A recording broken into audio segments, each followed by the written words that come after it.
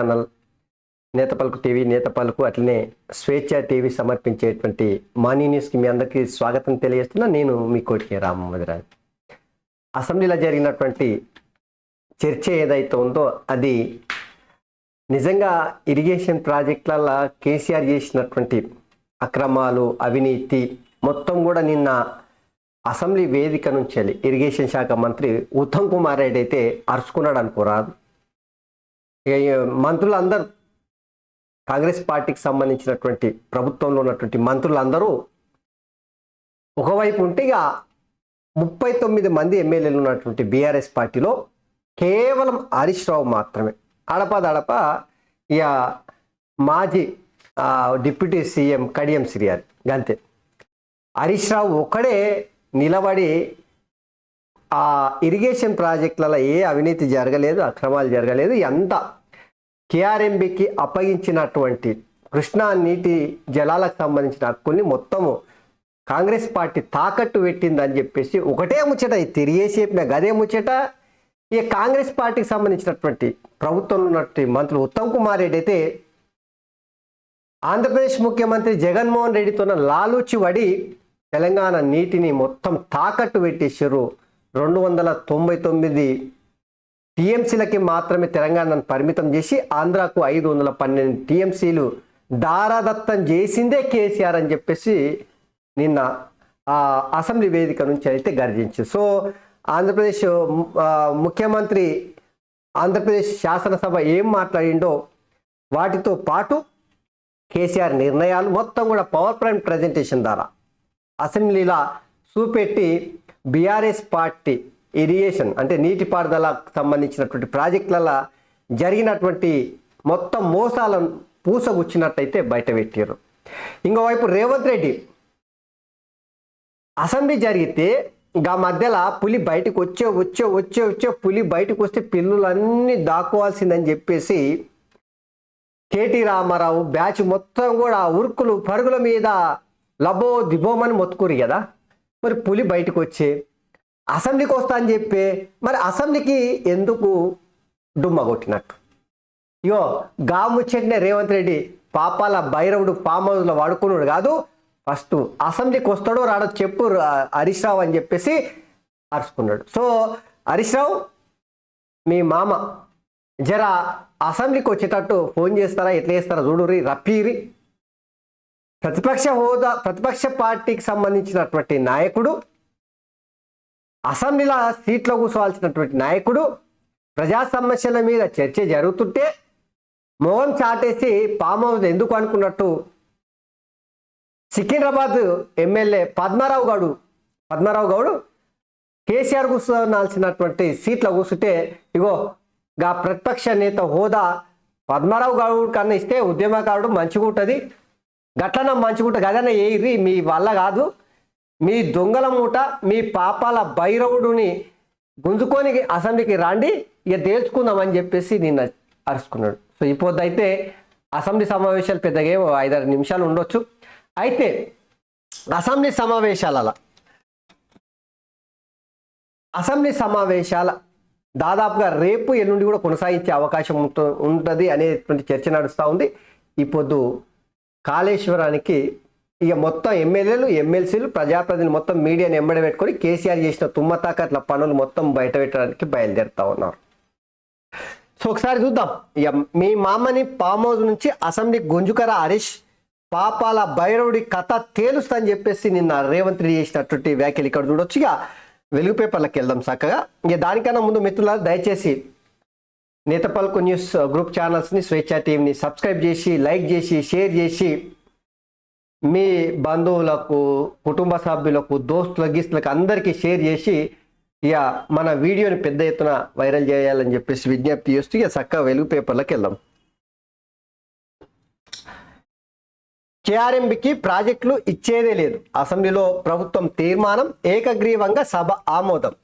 Catchment area ఆయకట్టు ఆధారంగా నీటి కేటాయింపులు చేయాలి, రాష్ట్ర వాటాలో వాడుకోగా మిగిలిన నీళ్లను వచ్చే ఏడాదికి క్యారీ ఫార్వర్డ్ చేయాలి. నాగార్జున సాగర్ నుంచి బలగాలను వాపస్ తీసుకోవాలని, ప్రాజెక్టును రాష్ట్రానికి అప్పగించాలని చెప్పేసి మరో తీర్మానం. సో కేఆర్ఎంబికి ప్రాజెక్టులు ఇచ్చేది లేదని చెప్పేసి నిన్న ఏకగ్రీవ తీర్మానం సభ మొత్తం ఆమోదించింది. సో ఏకగ్రీవంగా ఆమోదించినటువంటి పరిస్థితి. సో కేఆర్ఎంబికి సంబంధించి కృష్ణా నీళ్ళ ప్రాజెక్టులు ఏవి కూడా ఇయ్యమని చెప్పేసి తేల్చి చెప్పేశారు. ఇక ఉమ్మడి ఏపీ పాలన కంటే కేసీఆర్ పాలనలోనే తెలంగాణకు తీవ్ర అన్యాయం ఉత్తమ్ కుమార్ రెడ్డి. ఇదైతే నిజమప్ప, ఏ ముచ్చటకు ఆ ముచ్చట చెప్పుకోవాల్సిందే. తెలంగాణ సంపన్న రాష్ట్రాన్ని తీసుకొని అమాంతం అప్పుల కుంపటిగా చేసినటువంటి కేసీఆర్ ఎంతపాటి మనగాడో ఇక మనం అర్థం చేసుకోవచ్చు. 1,00,000 కోట్లు పెట్టినటువంటి ఆ గోదావరి నది చుట్టుముట్టు కట్టినటువంటి కాళేశ్వరం ఆ మేడిగడ్డ మేడిపండులాగా మారింది, అన్నారం ఆగమైంది. ఇక చెప్పుకుంటూ పోతే కుండపోచమ్మ గురించి చెప్పాల్సిన అవసరం లేదు. కేసీఆర్ కేవలం 1,00,000 కోట్లు పెట్టి తన ఫామ్ హౌస్లకు నీళ్లు తీసుకోవడానికి పనికొచ్చిన ప్రాజెక్టుగా తప్పిస్తే ఏ ఒక్క రైతు కూడా 1 ఎకరానికి నీళ్ళు ఇచ్చినటువంటి పాపానికి ఓలేదనేది ఇగో ఈ పొద్దు జరుగుతున్నటువంటి అసెంబ్లీ వేదిక నుంచి ఈ కాంగ్రెస్ ప్రభుత్వం బీఆర్ఎస్ పార్టీ చేస్తున్నటువంటి ఆరోపణలను చూస్తేనంటే మనకు అర్థమవుతా ఉంది. ఉమ్మడి ఆంధ్రప్రదేశ్లో కూడా గింత అన్యాయం కాలేదు. తెలంగాణ కేవలం కేసీఆర్ 9.5 ఏళ్ల కాలంలో ఏదైతే పాలన కొనసాగించడో ఇక ఆ పాలనలో తెలంగాణ ఆగమైపోయిందని చెప్పేసి తేటా తెల్లం చేసేసారు. మనకు రావాల్సిన వాటను ఏపీకే వదిలేసిండు. 200 టీఎంసీలే తీసుకొని 512 టీఎంసీలు ఇచ్చారు. జగన్తో కలిసి బిర్యానీలు తిని నీళ్లు ఎత్తుకపోయేందుకు ఏపీకి సహకరించిండు. రాయలసీమ ప్రాజెక్టు అడుతున్నా అడ్డుకోలేదు. కేఆర్ఎంబి ప్రాజెక్టులు అప్పగించేందుకు ఒప్పుకున్నదే కేసీఆర్ అండ్ ఫైర్. కృష్ణా జలాల వాటా ప్రాజెక్టులు నాటి బీఆర్ఎస్ సర్కార్ తీరుపై అసెంబ్లీలో పవర్ పాయింట్ ప్రజెంటేషన్ ఇచ్చిండు. సో ఏదేమైనా కూడా అసెంబ్లీలో నిన్న ఇరిగేషన్ ప్రాజెక్టులకు సంబంధించి పవర్ పాయింట్ ప్రజెంటేషన్ ఇచ్చే సందర్భంగా ఎవరు మన ఉత్తమ్ కుమార్ రెడ్డి అయితే గట్టిగానే ఆంధ్రప్రదేశ్ ముఖ్యమంత్రి జగన్మోహన్ రెడ్డి అసెంబ్లీలో చేసినటువంటి వ్యాఖ్యలకు సంబంధించి బాగానే వేసుకున్నాడు, మామూలుగా వేయలేదు. ఎందుకంటే లైవ్లో వీడియోలు పెట్టి ఒకసారి చూద్దాం.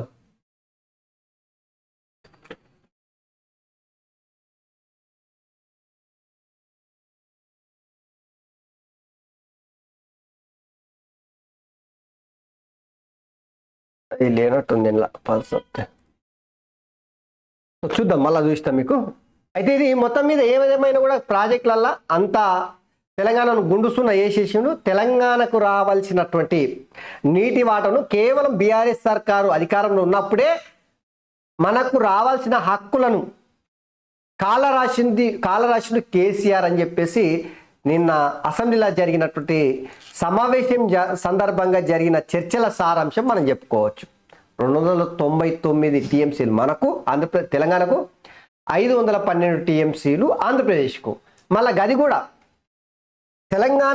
తెలంగాణ భూమిల నుంచి పోతున్నటువంటి ఏదైతే కృష్ణా నది ఉందో గా కృష్ణా నది నీళ్లు ఒడిసి పట్టుకోవడానికి తెలంగాణకి ఎక్కువ అవకాశం ఉంటుంది. తెలంగాణ ఇడిస్తే తప్ప ఆంధ్రాకి వెళ్ళే అవకాశం లేకుంటుంది.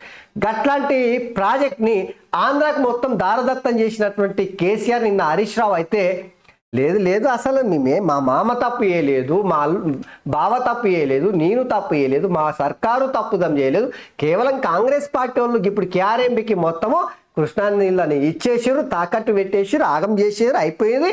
ఇంకా మీరు చేసిన పాప పని వల్లనే ఈరోజు తెలంగాణలో ఉన్నటువంటి రైతులు ఆగమైపోయారు అనే ముచ్చట మలమల తిప్పి గదే చెప్తాడు. బొర్లేసి ఎల్లెలకలేసి ఏది వేసినా గదే చెప్పుకునే ప్రయత్నం చేసాడు.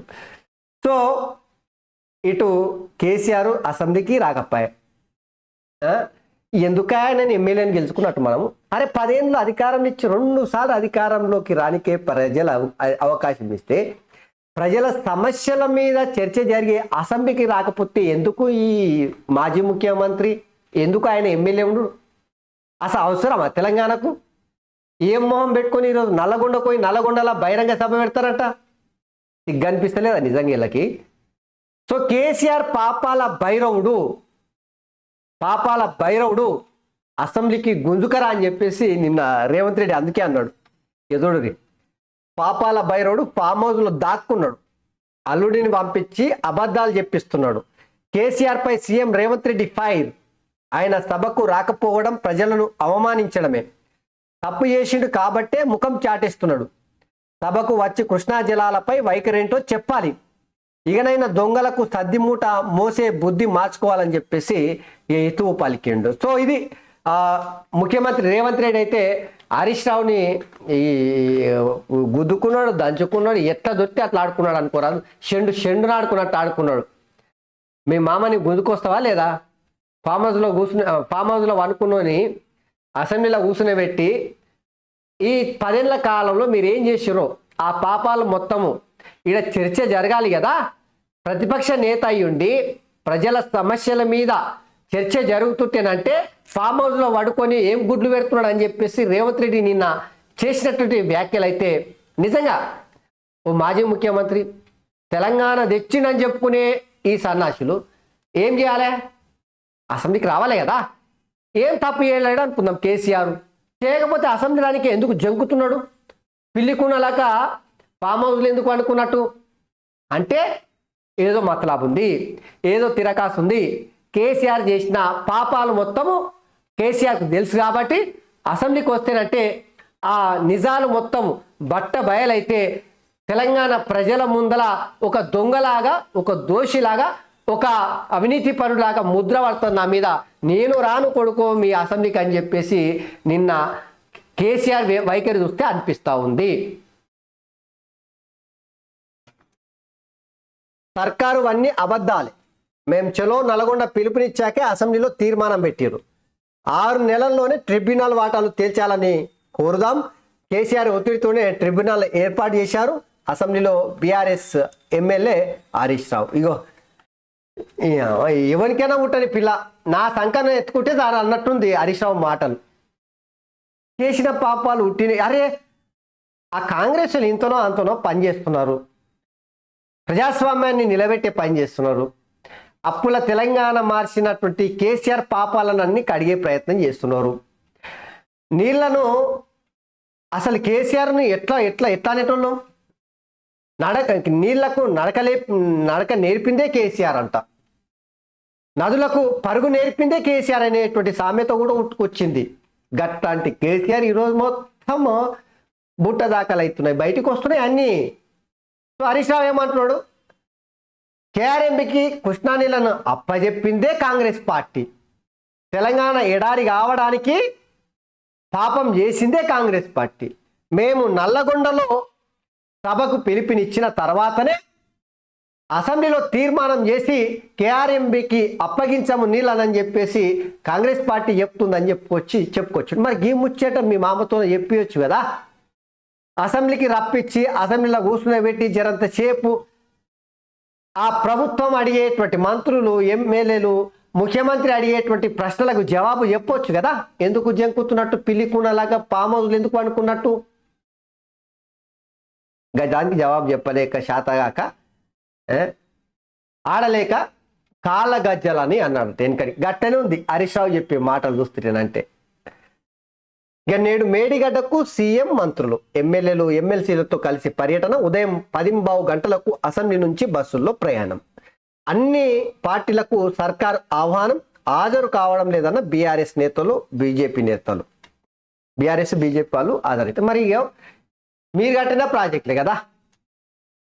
అసలు కనీసం కేసీఆర్ అధికారంలో ఉన్నప్పుడు ఆ కాళేశ్వరం చుట్టుపక్కల సీమె కూడా చిట్టుక్కు మన్నియకుండా మొత్తం బలగాలను పెట్టి, పోలీసు వాళ్ళని పెట్టి పహారా కాపించినటువంటి కేసీఆర్ ఏ పని చేసినో మనకు అర్థమైతలేదా? ఇప్పుడు కాంగ్రెస్ పార్టీ అధికారంలోకి వచ్చిన తర్వాత మీరు చేసిన పాపాలు మొత్తం మేము ప్రజలకు చూపెడతాము, మీరు రండి మా ఎంబడి ఆడికి వెళ్ళి చూద్దామని చెప్తే ఇగో ముఖం చాటేసి లేదు లేదు లేదు మేము రాము, మేము నల్లగొండలోకి పోతున్నాము, నల్లగొండ పోయి మేము ఆడ ప్రజల్ని బ్రెయిన్ వాష్ చేస్తామని చెప్పుకొస్తున్నారు. సో మొత్తం మీద అయితే ఈరోజు బండారం మొత్తం బయట పెట్టడానికి కాంగ్రెస్ పార్టీ ప్రభుత్వం అందరు ఎమ్మెల్యేలు, ఈ పార్టీ ఆ పార్టీ కదా అన్ని పార్టీలు ఎమ్మెల్యేలను పిలిచిరు. మీడియాతో పాటు వెళ్ళి ఇక అక్కడ చూడాలి ఏమేం చూపెడతారు తెలంగాణ ప్రజలకు అనేది. కన్నెపల్లి కథ ఏమైంది? పంప్ హౌస్లోని 17 మోటార్లలో పనిచేస్తున్నవి 6. మిగిలిన 11 మోటార్ల పరిస్థితి ఏంటో? కొత్త మోటార్లు బిగించారా లేదా? రిపేర్ల ఖర్చు భరించింది కాంట్రాక్టర్ సంస్థన, సర్కార? అన్ని అనుమానాలే. నేటికి ప్రమాదంలోని కాళేశ్వరం పంప్ హౌజులు ఒడిసిపోయింది చూడు. ఏతులు కొట్టే ఈ గప్పాలు కొట్టే ఈ ఉద్యర నాయకులు కళ్ళకుంట్ల కాందాని అంటేనే తిమ్మిని బమ్మి చేస్తారు, బమ్మిని తిమ్మి చేస్తారు, బోర్లు వేస్తారు, ఎల్లెలకలు వేస్తారు. అప్ప నిజంగా చెప్తున్నా. ఇగో కన్నెపల్లి కథ ఏమైంది? ఇంకా గోదావరి ఉప్పొంగితేనంటే ఆ కాళేశ్వరం సంబంధించినటువంటి లక్ష్మీ బ్యారేజ్ కావచ్చు, కన్నెపల్లి కావచ్చు, అవన్నీ అమాంతం ఆ నీళ్లు లోపలికి మోటార్లు అన్నీ ఖరాబ్ అయ్యాయి, కూలిపోయి పుట్టుక్కున కూలిపోయాయి. ఏది ఎగరంగల్లా మేస్త్రి ఇల్లు కడితేనంట పిట్టతో కదిలి పుట్టుక్కున కూలిపోయినట్టు ఆ కాళేశ్వరం 1,00,000 కోట్ల రూపాయలతో కట్టినటువంటి ప్రాజెక్ట్ సంబంధించిన మోటార్లు ఆ గోదావరి ఉప్పొంగిన రోజున అమాంతం కూలిపోయా, మోటార్లు మునిగిపోయా, 1,000 కోట్ల రూపాయలు ఖతమైపోయాయి. మరి ఆ పైసల్ని ఇప్పుడు 17 మోటార్లలో 6 పనిచేస్తున్నాయంట. ఈ 6 మోటార్లు పనిచేయడానికి ప్రభుత్వ ఖజానా నుంచి తీసుకున్నారా లేదంటే ఆ నిర్మాణ సంస్థనే భరించింది అనేది తెలియదంట. ఇక మిగిలిన ఏవైతే 11 మోటార్లు ఉన్నాయో ఆ మోటార్ల పరిస్థితి ఆయారం గయారం అన్నట్టుందంట. ఏం తెలియదంటే దాని గురించి కూడా ఇది కేసీఆర్ యొక్క ఘనమైనటువంటి 80,000 పుస్తకాలు చదివి ఒడిసిపట్టినటువంటి సారంతో ఆ తెలివితేటల్ని పెంచుకొని ఆయన్నే పెద్ద ఇంజనీర్గా మారి కట్టినటువంటి కాళేశ్వరం పరిస్థితి గిట్లుంది చూడండి. రాచకొండ సిపిగా తరుణ్ జోషి, రామగుండం సిపిగా ఎం శ్రీనివాసులు 12 మంది ఐపీఎస్లను బదిలీ చేసిన ప్రభుత్వము 110 మంది డిఎస్పీలు 39 మంది ఏఎస్పీలు కూడా పోలీసు శాఖలో కొనసాగుతున్న ట్రాన్స్ఫర్లు 4 ఐఏఎస్లను బదిలీ చేసిన సిఎస్. సో ప్రభుత్వానికి అనుకూలంగా వ్యతిరేకంగా ఉండేటువంటి ఆఫీసర్లను మొత్తం ఇటు ఇటు చేస్తూ ఉన్నారు. ఢిల్లీలో 144 సెక్షన్ రైతుల ఆందోళన పిలుపుతో 4 రోజుల పాటు అమలు. ట్రాక్టర్లు ట్రాలీల ఎంట్రీపై నిషేధం, లౌడ్ స్పీకర్లు ధర్నాలపై ఆంక్షలు. ఎంఎస్పీకి చట్టబద్ధత డిమాండ్తో నేడు రైతుల చలో ఢిల్లీ కార్యక్రమం మార్చి నిర్వహించబోతున్నట్టు. దానికి సంబంధించి సో ఢిల్లీ దిగ్బంధించడానికి మళ్ళొకసారి రైతులు సమాయత్తం అవుతూ ఉన్నారు. దాన్ని నియంత్రించడానికి 144 సెక్షన్ విధించారట. అడుగంటుతున్న శ్రీశైలం డెడ్ స్టోరేజ్కి అడుగు దూరం, మిగిలింది 40 టీఎంసీలే, తాగునీటి కష్టాలు తప్పవ, కలకుర్తి ఆయకట్టుకు నీళ్ళు ఇవ్వలేమన్న ఆఫీసర్లంట. సో శ్రీశైలం అడిగంటిందంట, తెలంగాణ వాట దక్కే పరిస్థితి లేదంట, తాగనికి నీళ్ళు కూడా గుక్కే నీళ్ళు దొక్కే పరిస్థితి లేదంట. రాష్ట్రంలో ఒక్క బ్యాన్, పొగాకు ఉత్పత్తుల సవరణ బిల్లుకు కౌన్సిల్ ఏకగ్రీవ ఆమోదం, శిక్షలు కఠినతరం చేస్తూ చట్ట సవరణ, ఏడాది నుంచి 7 ఏళ్ల దాకా జైలు శిక్ష, బిల్లు ప్రవేశపెట్టిన మంత్రి శ్రీధర్ బాబు, ఏకగ్రీవంగా ఆమోదించిన అధికార ప్రతిపక్ష సభ్యులు. సో ఉక్కాను బ్యాన్ చేసినట్టు కీలకు పొగాకు ఉత్పత్తులను మొత్తం దాదాపుగా నియంత్రించడానికి సవరణ బిల్లును కౌన్సిల్ ఏకగ్రీవంగా ఆమోదించిందంట. ఇక పిల్లల కిడ్నాప్ అనుకొని అమాయకుని కొట్టి చంపారు. నిజామాబాద్ జిల్లాలో దారుణం, గుడికి వెళ్తున్న పశువుల కాపరిపై కర్రలు పిడిగుద్దులతో దాడి, చీర కట్టుకోవడంతో కిడ్నాపర్గా పొరబడిన ప్రజలు, దెబ్బకి తాళలేక కోమలోకి బాధితుడు చికిత్స పొందుతూ మృతి, 5గురిపై మర్డర్ కేసు నమోదు చేసిన పోలీసులు. ఓరికొడుక తెలంగాణలో అయితే రచ్చ రంబోలు అనే విధంగా ఉంది. కిడ్నాపర్ల పేరు మీద జర కొత్తోడు కనిపించిన, జర అనుమానంగా కనిపించిన కథం అని జుట్టుపట్టుడు, కట్టెలు లాట్లు గుతుపలు అందుకున్నాడు, ఈపుల మీద విమానం మొత్తం మోగించుడు. కిడ్నాపర్ల సంబంధించి పిల్లల్ని కిడ్నాప్లు చేస్తున్నారని చెప్పేసి సోషల్ మీడియాలో ఒకటే షేర్లు ఓడే కూస్తుంది అనుకోరాదు. ఏమో ఒకటి జరిగింటుంది, దాన్ని పట్టుకొని ప్రజలంతా భయభ్రాంతులకు గురై జరంత కొత్తోడు కనిపించినా వాని ఈపులు విమానం మొత్తం అయితే మోగిస్తున్నారు, తాట తీస్తున్నారు అనుకోరాదు. సో నిజామాబాద్లో ఏకంగా ఓ చీర కట్టుకొని పశువుల కాడికి పోతుంటేనంటే ఆడే కిడ్నాపర్ అనుకొని కొడితేనంటే చచ్చిపోయినట్టు చూడరి. జాగ్రత్త, మర్డర్ కేసు పెట్టిర్రు 5గురి పైన. మహిళా డాక్టర్ అనుమానాస్పద మృతి అట ఔటర్ రింగ్ రోడ్ల.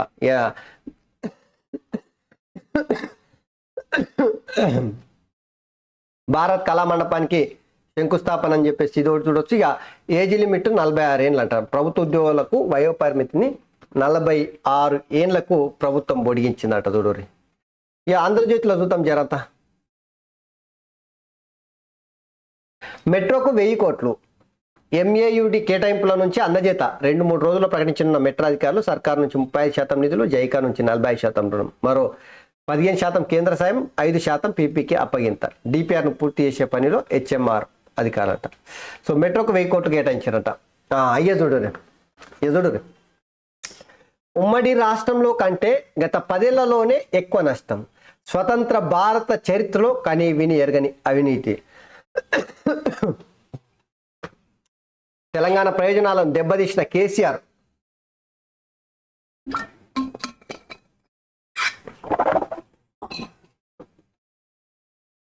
కృష్ణా జిల్లాలో మనకు రావాల్సిన వాటను ఏపీ తరలించుకుపోతుంటే సహకరించారు.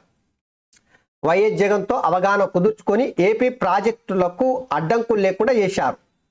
కేసీఆర్ ఓడిపోతాడని తెలిస్తే సాగర్ ఆక్రమణ. జగన్తో లాలుచి పడినందుకు క్షమాపణ చెప్పాలి. శాసనసభలో మంత్రి ఉత్తమ్ ఫైర్. నిర్మాణంలో ఉన్న ప్రాజెక్టులపై కేంద్రాన్ని కలుస్తామని వ్యాఖ్య. కృష్ణా జలాలపై పవర్ పాయింట్ ప్రజెంటేషన్. అధికార విపక్షాల మధ్య వాడివేడిగా చర్చ జరిగింది. సో ఉమ్మడి రాష్ట్రంలో కంటే ఇక గత 10 ఏళ్ల కాలం నుంచి వెళ్ళి పాలించిన పాపాల భైరవుడు అయినటువంటి కేసీఆర్ పాలనలోనే తెలంగాణ ఆగమైపోయిందనే ముచ్చట ఇక్కడ చూడొచ్చు. ఏకంగా స్వతంత్ర భారత చరిత్రలోనే తెలంగాణ అత్యంత అధికంగా నష్టపోయినటువంటి పాలన ఏదైనా ఉందంటే అది కేసీఆర్ పాలన, చీకటి పాలన అని చెప్పేసి చెప్పుకొచ్చారు. రేవంత్ రెడ్డి చేసినటువంటి వ్యాఖ్యలకు సంబంధించి పాపాల భైరవుడు అసెంబ్లీకి రావాల్సిందే. గత 10 ఏళ్లలో కేసీఆర్ పాపాలపై చర్చ జరగాల్సిందే. పద్మారావుకు ప్రతిపక్ష నేత హోదా ఇవ్వాలి. కేసీఆర్ ఇంట్లో ఆయన కూర్చోవడంతో సీఎం సూచన. కేసీఆర్ సీట్లో కూర్చున్నడంతో సూచన చేసింది నిన్న. ప్రాజెక్టులను కృష్ణా బోర్డుకు అప్పగించే ప్రసక్తే లేదు. తెలంగాణ ఏపీ మధ్య నీటి వాటా తేలేదాకా ఒప్పుకోం. అసెంబ్లీలో సర్కారు తీర్మానం ఏకగ్రీవంగా ఆమోదం. తీర్మానానికి బీఆర్ఎస్ అనుకూలమా వ్యతిరేకమా? కృష్ణా ప్రాజెక్టులపై చర్చలో సీఎం రేవంత్ వ్యాఖ్యలు చేసిండు. మీ ఏజెంట్ల తటబుట్ట సర్ది పంపిస్తాం. కేసీఆర్ పై డిప్యూటీ సీఎం బట్టి విక్రమార్క ఫైర్. ఉక్క బార్లపై నిషేధం. బిల్లులకు అసెంబ్లీ ఆమోదం. సో ఏజెంట్లు అంటే అధికారులు ఎవరైతే కేసీఆర్కు వంత వాడినరో, కేసీఆర్ తానా అంటే తందాన అన్నారో, భజన పరులు ఎవరైతే అధికారులు ఉన్నారో వాళ్ళందరినీ సాగనంపుతాం కాసుకోర్రి అని చెప్పేసి నిన్న డిప్యూటీ సీఎం మల్లు భట్టి విక్రమార్క హరీష్ రావుకు చురకలు పెట్టుకుంటా మాట్లాడిన సందర్భంగా ఇది చూడొచ్చు. పార్టీని చీల్చి పాపాలు కడుక్కో. 26 మందిని తెస్తే దేవాదాయ శాఖ. మామ బామర్దిని నమ్ముకోవద్దు. హరీష్ రావుకు రాజగోపాల్ రెడ్డి సూచన చేసిండు. సో రాజగోపాల్ రెడ్డి నిన్న మున్గోడు ఎమ్మెల్యే రాజగోపాల్ రెడ్డి హరీష్ రావుకు అయితే సురకాలు అంటే ఇచ్చిండు. ఇగో నువ్వు 25 మందిని ఎమ్మెల్యేలని తీసుకొని కాంగ్రెస్ పార్టీలకు రా, నీకు దేవాదాయ శాఖ మంత్రి పదవి ఇస్తాం. అది కూడా ఎందుకు ఇస్తామంటే గత 10 ఏళ్ల కాలంలో నువ్వు చేసినటువంటి పాపాలన్నీ ఆ దేవాదాయ శాఖ మంత్రి పదవినన్నా నువ్వు దేవుంది శాఖ కాబట్టి ఇక అట్లన్నా ఆ పాపాలన్నీ కడుకోబోతాయని చెప్పేసి నిన్న చురకలు అంటిస్తుకుంటా వ్యంగ్యాస్త్రాలతో విరుచుకపడ్డాడు నిన్న రాజగోపాల్ రెడ్డి హరీష్ రావు మీద. అవినీతిపై చర్చిద్దామంటే మరికొన్ని రోజులు సభ దుద్దిల్లా. ఈ సీమకు పరోక్షంగా కేసీఆర్ సహకారం అని చెప్పేసి తుమ్మల అన్నాడు. రాజకీయం చేయడానికి నల్గొండలో సభ అని చెప్పేసి పొన్నం ప్రభాకర్ అన్నాడు. ఈ శ్రీకాంతాచారిని చంపింది నువ్వే, నీకు పెట్రోల్ దొరికింది కానీ అగిపెట్టి దొరకలేదా? హరీష్ పై మంత్రి కోమటిరెడ్డి ఫైర్. తెలంగాణ ఏర్పాటుతో కేసీఆర్కు సంబంధమే లేదు, దొంగ దీక్ష నాటకాలేనని చెప్పేసి నిన్న కోమటిరెడ్డి వెంకటరెడ్డి కూడా గట్టిగా వేసుకున్నాడు. మామూలు ఏం వేసుకోవాలి. శ్రీకాంతాచారి చనిపోవడానికి కారణం నువ్వే హరీష్ రావు. ఈ విషయంలో మాత్రం ప్రతి ఒక్కరికి తెలుసు. కల్లకుంట్ల కుటుంబ పోళ్లకు ఎవరికన్నా జరంత గీసుకోపోయిందా? తెలంగాణ ఉద్యమంలో 1100 మంది చచ్చిపోయారు. 1100 మంది అమాయకులు. వీళ్ళు చేసినటువంటి రెచ్చగొట్టే వ్యాఖ్యల వల్ల, వీళ్ళు విద్వేషపూరితమైనటువంటి ప్రసంగాల వల్ల కల్వకుంట్ల కాందాని మొత్తం కూడా తమ రాజకీయ అవసరాల కోసం, రాజకీయ పబ్బం కోసం తెలంగాణ విద్యార్థులను బలి తీసుకున్నటువంటి బలిదేవులు వీళ్ళంతా. బలి పశువులు చేశారు ప్రజలంతా. శ్రీకాంతాచారి చనిపోవడానికి కారణం హరీష్ రావు అని చెప్పేసి కోమటిరెడ్డి వెంకటరెడ్డి చెప్తా ఉన్నాడు. అది నిజమే అనిపిస్తూ ఉంది పరిస్థితులు చూస్తేనంటే. 100 రూపాయలు పెట్టి పెట్రోల్ తీసుకురావడానికి సమయం వచ్చింది అనుకున్నాడు. కానీ 5 పైసలు పెట్టి అగిపుల్ల తీసుకోవడానికి శాతగా లేదంటే వాళ్ళు ఎట్లా రెచ్చగొట్టిరో చూడరు అని చెప్పేసి నిన్న అసెంబ్లీ వేదిక నుంచి గట్టినే అరుచుకున్నారు అనుకోరాదు. మీ నేడు మేడిగడ్డకు ముఖ్యమంత్రి, మంత్రులు ఎమ్మెల్యేలు కూడా అసెంబ్లీ నుంచి ఉదయం బయలుదేరి పోతారంట. ఇక చూసినాగా నల్గొండ సభ దెబ్బకి కేఆర్ఎంబి తీర్మానం. ఇది బీఆర్ఎస్ సాధించిన విజయం. తీర్మానంపై అభ్యంతరాలు అయినా మద్దతు. కృష్ణా జలాలపై ప్రజెంటేషన్ సత్యదూరంగా ఉంది. అధికారులపై నెపాన్ని నెట్టి తప్పించుకునే యత్నం. ప్రాజెక్టుల వారి కేటాయింపులపై లేఖ రాయాలి. 6 నెలల్లోగా ప్రక్రియ పూర్తయ్యేలా చూడాలి. అసెంబ్లీలో సిద్దిపేట ఎమ్మెల్యే హరీష్ రావు చెప్తున్నటువంటి వ్యాఖ్యలు. ఇంకా ఆయన చెప్పేది ఎన్ని ఉంటాయిలే. సీఎం మంత్రులను హరీష్ ఒంటి చేత్తో ఎదుర్కొన్నాడు. కాంగ్రెస్ తప్పుడు ప్రచారం తిప్పికొట్టారు. పీపీటీ మాకే అర్థం కాలేదు, జనాల సంగతి ఏందో కేటీఆర్ మీకు అర్థం కాలేదు, మీకు ఇంకా అర్థం తెల్లారతలే. మీకు బండకేసి కొట్టినా కూడా వీళ్ళకి తెల్లారతలే. కేటీ రామారావు ముచ్చట్లు బల్పు ముచ్చట్లు కాకపోతే పవర్ పాయింట్ ప్రజెంటేషన్లో చాలా స్పష్టంగా 10 ఏళ్ల కాలంలో నీటి వాటరు తెలంగాణకు దక్కనీయకుండా కేసీఆర్ లాలుచి జగన్మోహన్తో పడ్డాడని చెప్పేసి క్లియర్గా కళ్ళగట్టినట్టు పసిపి సంటిపిల్ల కానీ ఆయనకి చూపెట్టినా కూడా అర్థమయ్యేటట్టు చెప్పారు. ఇంకా వీళ్ళకి అర్థమవుతుందంటే ఈ బ్యాచ్ ఎంత సన్నష్టో గుర్తుపెట్టుకోరు. చూడు రియ్యా, నేడు బీఆర్ఎస్ చలో నల్లగొండ ప్రాజెక్టుల్ని బోర్డుకు అప్పగించొద్దంటూ కేసీఆర్ సభ. దక్షిణ తెలంగాణ జిల్లాల నుంచి జన సమీకరణ. ఏ ఒడవుతాడు తగ్గి ఈరోజు తెలిసిపోతుందిగా కేసీఆర్ బలం ఏంది, కేసీఆర్ జనం ఏంది, ఇక మొత్తం ఈరోజు తెలిసిపోతుంది చూడరు. ఎందుకంటే ఎన్ని దినాలు 10 ఏళ్లలో అధికారంలో ఉన్నాడు కాబట్టి అడ్డగోలుగా నిర్ణయాలతోన జన సమీకరణ వేసాడు. ఈరోజు తెలిసిపోతాం ఎంతమంది వస్తారు ఎంతమంది పోతారని. సచివాలయ నిర్మాణ ఖర్చు ఎంత? లెక్కలు దేవుడికెరక. ఆమోదం కంటే తక్కువే అంటున్న R&B. సచివాలయ నిర్మాణానికి మంజూరు చేసింది 617 కోట్లు, అయిన ఖర్చు 558 కోట్లు. ఆర్టీఐ ప్రశ్నకు రోడ్లు భవనాల శాఖ జవాబు. ఏడాది క్రితం ఆంధ్రజ్యోతి ఇంటర్వ్యూలో అంచనాలు పెరిగినట్టు చెప్పిన నాటి మంత్రి. ఈ రెండింటిలో ఏది నిజం? మతలాబేది? ఎదుడు ఎప్పుడన్నా కేసీఆర్ ఏదైతే అంచనా వేసి ఇగో పలానా సచివాలయ ఖర్చు ఇగో గింత అవుతుంది 617 కోట్లు అవుతుంది అని చెప్పినట్టు అంచనా వేసారు. కానీ అంచనా వేసిన దానికన్నా తక్కనే ఖర్చు అయిందంటే నమ్ముతారా? ఎవరి శివులలో పూలు పెడుతున్నారా బాయ్? 1200 కోట్ల రూపాయలు ఖర్చు అయిందని చెప్పేసి చర్చ నడుస్తుంది. అంతేందుకు మినిస్టర్ కేటీఆర్ అనుకుంటా నాకు తెలిసి, కేటీఆర్ అనుకుంటా నాకు తెలిసి, సరే కేటీఆర్ అనుకుంటున్నా, అంచనా కన్నా కొద్దిగా ఎక్కువైందని చెప్పిండు. మరి ఇప్పుడు ఆర్టీఐ ద్వారా అడిగితేనంటే లేదు లేదు లేదు అంచనా దానికన్నా తక్కువైంది, 558 కోట్లే ఖర్చు అయిందంట సచివాలయం కట్టనీకే. ఎవరి షోలో పూలు పెడుతున్నారు రాబాయ్? కాంగ్రెస్ పార్టీ దీని మీద ఫోకస్ పెట్టి లెక్కలన్నీ తేల్చాల్సిన అవసరం ఉంది. ఇదే కాదు, అమరవీరుల స్తూపానికి అయిన ఖర్చు కూడా లెక్కలు చూపాలి. రాచకొండ సిపిగా తరుణ్ జోషి జవాన్ తిరిగి జోగులాంబ జోన్కి. వివాదాస్పద నవీన్ మిట్టల్ డీజీపీ ఆఫీస్కు. 12 మంది ఐపీఎస్లు బదిలీ అయ్యారు. ఈ ఖతార్లో 8 మంది భారతీయుల విడుదల. అందరూ భారత నౌకాదళ మాజీ అధికారులే. గూఢచర్యం ఆరోపణలపై 18 నెలల క్రితం అరెస్టు. ప్రాథమిక విచారణ అనంతరం మరణశిక్ష ఖరారు. ఆపై జైలు శిక్షగా మార్పు. ఇప్పుడు విడుదల. ఇప్పటికే స్వదేశానికి తిరిగి వచ్చిన 7. 14న ప్రధాని దోహా పర్యటన విదేశాంగ శాఖ. సో ఖతార్లా మన నేవీ అధికారులు 8 మందికి అయితే ఉరిశిక్ష చేశారు గూఢచర్యం కేసులలో. పాకిస్తాన్కు సంబంధించిన ఐఎస్ఐ ఏదో మొత్తం మీద అయితే ఆ అధికారులు, మన అధికారులు, మాజీ అధికారులను ఖతారు పట్టుకొని ఉరిశిక్ష చేసినట్టే ప్రధాని మోదీ జోక్యం చేసుకొని ఆ ఉరిశిక్షను తగ్గించి మళ్ళీ వాళ్ళందరినీ ఇండియా తీసుకొచ్చినట్టే. ఇది కదా దౌత్యం అంటే గిట్లుండాలి. నాకు తెలిసినంత వరకు భారతదేశ చరిత్రలోనే ఇంత గొప్ప దౌత్యము ఎప్పుడు జరిగిందని నేను అనుకుంటలే. ప్రధాని నరేంద్ర మోడీ దౌత్యము అసలు ముస్లిం దేశాలన్నీ కూడా ప్రధాని నరేంద్ర మోడీ ఒక ముచ్చట చెప్తే వింటున్నారు. అది కదా కావాల్సింది. సో ప్రపంచమే నివ్వెరబోయే విధంగా ప్రధాని నరేంద్ర మోడీ నిర్ణయాలు అయితే మనకు కనిపిస్తూ ఉన్నాయి. ఉద్యోగ అర్హత వయసు పెంచారు, 46 ఏళ్ళకు పెంచారు. ఇది ఆంధ్రజ్యోతిలో. ఈ ఒకసారి ఈ సంసారి పత్రికల బట్టెవాయి వార్తలన్నీ చూద్దాం. చెయ్యి ఎత్తిండు కాక. అసెంబ్లీకి ఓడికి శాత కాకుంటే కానీ చెయ్యి ఎత్తి సిగ్గుండాలి. నిండు సభలో హ్యాండ్సప్, కాంగ్రెస్ హ్యాండ్సప్ అంట. కేసీఆర్ వ్యూహంతో కాంగ్రెస్ సర్కార్కు ముచ్చెమటలు. బడ్జెట్పై చర్చను పక్కన పెట్టి మరీ ప్రాజెక్టులపై చర్చ.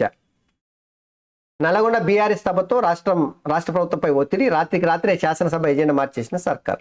గత ప్రభుత్వంపై నెపం వేసేందుకు మంత్రుల యత్నం. సాధికారికంగా తిప్పికొట్టిన మాజీ మంత్రి హరీష్ రావు. గొర్రెల గుంపులాగా 39 మందిని ఎంబడి పెట్టుకున్నాడు తప్పిస్తే నేను ఒక్కనే పులిలాగా సింహంలాగా ఒట్లాడే. ఇక వీళ్ళకి మాత్రం క్రెడిట్ ఇస్తారు. కల్వకుంట్ల కుటుంబ పొలకు తప్పిస్తే బీఆర్ఎస్ పార్టీలో ఇంకోనికి క్రెడిట్ ఓనియర్. సన్నాసుల పార్టీ అని ఎందుకంటాం? ఇంత ఒక దొర అనేటువంటి అహంకారంతోన మేము మాత్రమే పాలించాలి, మేము మాత్రమే ఉండాలి, తెలంగాణ అంటేనే మేము, తెలంగాణకు బ్రాండ్ అంబాసిడర్లము మేమే, తెలంగాణ పితామహులం మేమే, తెలంగాణ తెచ్చిందే మేము, తెలంగాణ ప్రజలకు ఏమైనా ఇవ్వాల్సింది ఉంటే మేమే ఇస్తాం. గింత నియంతృత్వపూర్వకంగా వీళ్ళకు ఇంకా అర్థమైతలేదేమో, నాకు అర్థమైతలే. గివే ఒంటెత్తిపోకడం, గివే నియంత ఆలోచనలు. మోనపల్లితోన తెలంగాణ ప్రజల్ని పాలించాలని చూస్తే బండకేసి కొడితేనంటే దిమ్మ తిరుగుతలేదు, ఇంకా దిమ్మ తిరిగి మైండ్ బ్లాక్ అయింది తప్పిస్తే ఇంకా తేరుకుంటలేదు దాని నుంచి. గింత సిగ్గుమాలి హ్యాండ్స్ అప్ అంట. వీళ్ళు చేసినటువంటి అవినీతి అక్రమాలను బయట పెడుతుంటేనంటే ఇక వీళ్ళకు ఎక్కడ జంకు పుట్టి కేఆర్ఎంబి అని పట్టుకొని అయిపోయా, తెలంగాణ ఆగమైపోయా, తెలంగాణ మొత్తం తాకట్టు పెట్టేసింది కాంగ్రెస్ సర్కార్ అని గగ్గోలు పెడుతున్నారు. అసలు సిసలైనది ఏంటంటే నీటిపారుదల శాఖల అంటే ఈ వ్యవసాయం కోసం కట్టినటువంటి ప్రాజెక్టులు ఏవైతున్నాయో గా ప్రాజెక్టుగా అడ్డగోలుగా అవినీతి జరిగింది, వాడుకున్నారు. ఏకంగా ఏటీఎం లాగా ఈ కాళేశ్వరం ప్రాజెక్టుని వాడుకున్నారని స్వయంగా ప్రధానమంత్రి చెప్పిందంటే ఇలా అవినీతి ఏ స్థాయిలో ఉందో చూడండి.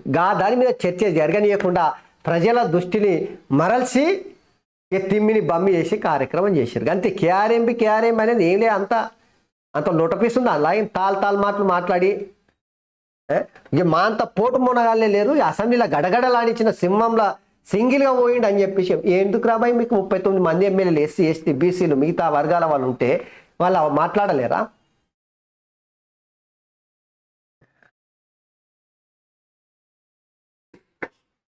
ప్రభుత్వానికి దీనిగా బీఆర్ఎస్ పవర్ పాయింట్. కాంగ్రెస్ ఆరోపణలకు పక్క ఆధారంతో కౌంటర్. రేవంత్ ఉండడం నేర్చుకోవాలంట. వీళ్ళు చెప్తేనే నేర్చుకోవాలి ఎవరైనా.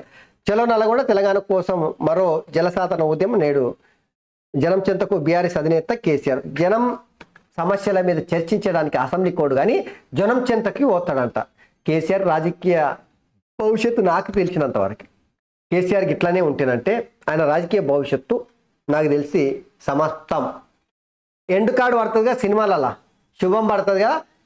కేసీఆర్ రాజకీయ భవిష్యత్తు కూడా శుభం కార్డు పడ్డట్టే అనిపిస్తుంది మొన్నటి ఎన్నికలతోనే.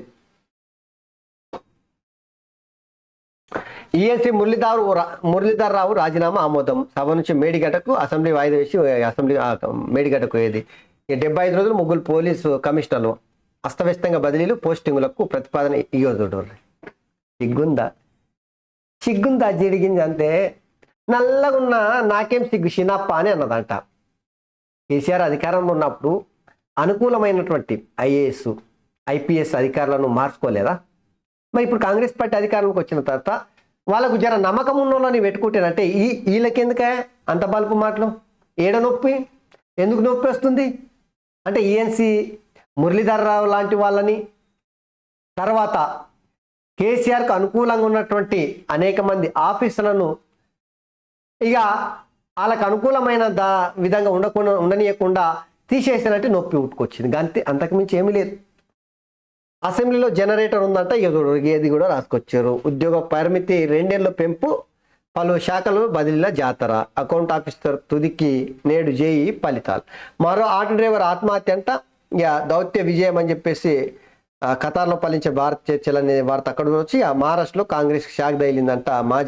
మాజీ సీఎం అశోక్ చవాన్ పార్టీకి ఎమ్మెల్యే పదవికి రాజీనామా వేసి బీజేపీ పార్టీలో పోతున్నట్ట వార్త రాసుకొచ్చారు. సో ఇవి ఈ ఎంత చెప్పుకొచ్చినా తక్కువనే. ఈ శూర్పణఖ పత్రికల నంగనాచి వార్తలు రాసుకొచ్చుకుంటా తెలంగాణ ప్రజల్ని మబ్బుల్ని బతికే విధంగా వీళ్ళు మాత్రం ఏలుబడి చేసుకుంటా ఉండే విధంగా చేసే కుట్రల వార్తలు తప్పిస్తే నిజంగానే తెలంగాణ ప్రజలకు పనికొచ్చే ఒక్క వార్త కూడా ఈ పత్రికలో రాస్తలేదు. ఇంత బట్టెవై పత్రిక. అందుకే మనము సంసారి పత్రిక అని పేరు పెట్టి ఈ పత్రికకు పూజ చేస్తున్నాం.